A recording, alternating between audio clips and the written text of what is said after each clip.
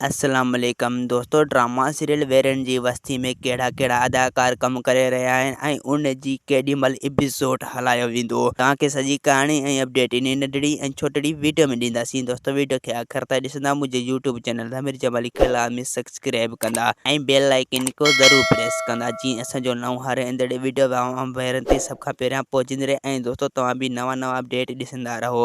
तो हिन ड्रामे में आदित्य कंपराणी कम करे रहियो आहे, यानी राणो हिन ड्रामे में कम करे रहियो आहे वॾेरे जे रूप में। मूंखे उम्मीद आहे त तव्हां इन खे वॾेरे जे रूप में कॾहिं ॾिठो ई न हूंदो, उन करे हिन खे वॾेरे जो कैरेक्टर मिली चुको आहे। तो हिन में हाजन प्रेमी कम करे रहियो आहे, यानी सजावल खान कम करे रहियो आहे ऐं मजू लाड़ सतार भी कम करे रहियो आहे ऐं इरफान शेख भी। तो हिन ड्रामे में सिंध जा नाले वारा अदाकार कम करे रहिया आहिनि। तमामु ज़बरदस्त ड्रामो आहे। ड्रामे खे ॾिसण न विसरंदा तो तमामु जल्द तव्हांजे वेझो अचण वारो आहे। उन जी पहिरें स्पेल जी शूटिंग तमामु तेज़ी सां हली रही आहे ऐं तमामु ज़बरदस्त कहाणी आहे। तो इन जी पहिरीं एपिसोड यानी पहिरीं किस्त, तो हिन जी पहिरीं किस्त जनवरी में हलायो वेंदो, यानी पहिरीं एपिसोड। तो ही तमामु ज़बरदस्त ड्रामो आहे ऐं कहाणी भी ज़बरदस्त आहे ऐं इन में सिंध जा नाले वारा अदाकार कम करे रहिया आहिनि ऐं काफ़ी दोस्तनि जो खोड़ सारियूं कमेंटूं पियूं अचनि त मूसा हिन ड्रामे में कम करे रहियो आहे या न। दोस्तों मूसा हिन ड्रामे में कम न करे रहियो आहे। अगर डायरेक्टरनि जी कोशिशि कई पई वञे त मूसा खे हिन हिन ड्रामे में ऐड कयो वञे, यानी अञा मूसा ऐड न आहे थियो हिन ड्रामे में। तो डायरेक्टर जी वॾी कोशिशि लॻी पई आहे त हिन ड्रामे में मूसा खे ज़रूर ऐड कयां। ऐं दोस्तों इन जी वॾी तेज़ी सां शूटिंग हली रही आहे पहिरें स्पेल जी। तमामु ज़बरदस्त ड्रामो आहे वेरन जी वस्ती। तो मूंखे उम्मीद आहे त तव्हांखे हीउ ड्रामो पसंदि हूंदो ऐं हिन जी नालो ॿुधी तव्हां घणो ख़ुशि थिया भी हूंदो।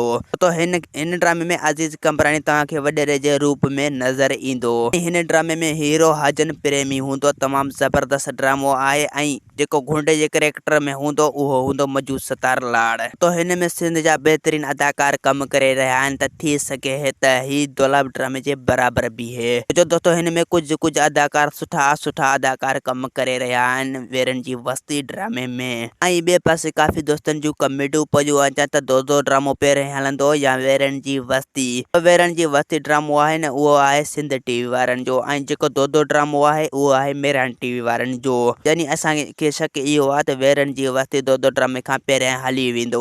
तो डायरेक्टर जी कोशिशि इहा लॻी पई आहे त उन जी हाणे जल्द खां जल्द शूटिंग मुकमिल करे ऐं उन जी जनवरी में एपिसोड हलायां। तो डायरेक्टर जी इहा ई कोशिशि लॻी पई आहे। ऐं ॿिए पासे दोस्तों दो भी तमामु ज़बरदस्त ड्रामो आहे। ही मेरान टीवी जो ज़बरदस्त ड्रामो आहे। तो ही ड्रामो जेको आहे दुलाब ड्रामे जे बराबर बीहंदो दो ड्रामो। जो हिन में असद कुरैशी भी कम करे रहियो आहे, इन जो मेन किरदार आहे ऐं इरफान शेख भी हिन ड्रामे में कम करे रहियो आहे। ऐं दोस्तों दो ड्रामे में हाणे जल्द खां जल्द मूसा खे ऐड करण वारा आहिनि दो ड्रामे में। वेरन जी वस्ती में न, यानी दो ड्रामे में। तो दो ड्रामे में साईं निसार शाह भी कम करे रहियो आहे ऐं इरफान शेख ऐं हाजन प्रेमी ऐं रिमशा शहज़ादी ऐं ॿिया सिंध जा केतिरा ई नाले वारा अदाकार हिन ड्रामे में कम करे रहिया आहिनि। तमामु ज़बरदस्त अदाकार ऐं तमामु ज़बरदस्त कहाणियूं ऐं तमामु ज़बरदस्त दो ड्रामो।